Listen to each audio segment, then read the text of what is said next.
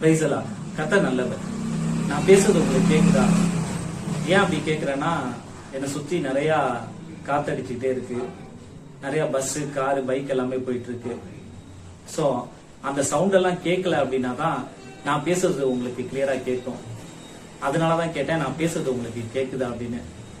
நான் பேசுறது உங்களுக்கு கிளியரா கேட்கணும் அப்படின்னா இந்த பாத்தீங்களா, இந்த மாதிரி தேவையில்லாத சவுண்ட் எல்லாத்தையுமே முதல்ல ஆஃப் பண்ணணும்.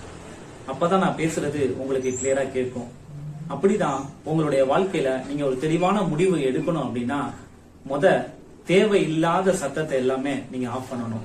நான் என்ன சொல்ல வரேன்னா, தேவையில்லாத சத்தம் அப்படின்னா உங்களுடைய சுயத்தை தூண்டக்கூடிய, உங்களை உணர்ச்சி வசப்படுத்தக்கூடிய, உங்களை கோபப்படுத்தக்கூடிய, உடனே ஒரு முயற்சி எடுக்க, உடனே ஏதோ ஒரு காரியத்தை செய்ய உங்களை தூண்டக்கூடிய சத்தங்கள் எல்லாவற்றையுமே நீங்க ஆஃப் பண்ணி போடணும்.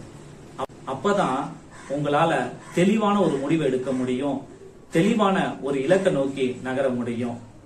நீங்க தேவையில்லாத சத்தத்துக்கு செவி கொடுத்தீங்க அப்படின்னா நீங்க ஒரு குழப்பத்துக்குள்ளதான் இருப்பீங்க.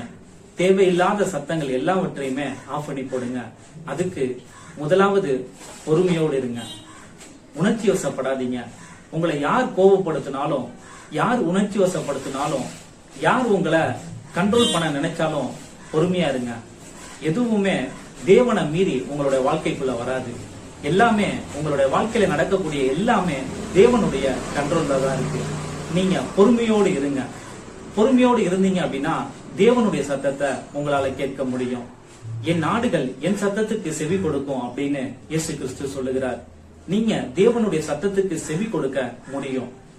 நீங்க பொறுமையோடு தேவனுடைய சமூகத்துக்குள்ள போய் காத்து இருந்தீங்க அப்படின்னா தேவன் பேசுகிறத உங்களால கேட்க முடியும். தேவனுடைய சத்தம் உங்களை தெளிவான முடிவுகளை எடுக்க வைக்கும், தெளிவான திசையில உங்களை நடத்தும். நீங்க தேவனுடைய சத்தத்தை ரொம்ப ஈஸியா கேட்க முடியும். அதற்கு முதலாவது நீங்க பொறுமையா இருக்கணும். பொறுமையா இருக்கணும் அப்படின்னா தேவையில்லாத சத்தங்களை எல்லாம் நீங்க ஆஃப் பண்ணணும்.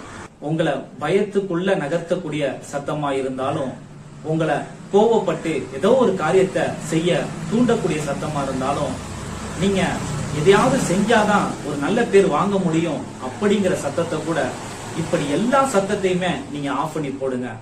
பொறுமையோடு தேவனுடைய சமூகத்துல காத்துருங்க. தேவன் உங்களோடு பேச ஆசையா இருக்கிறார்.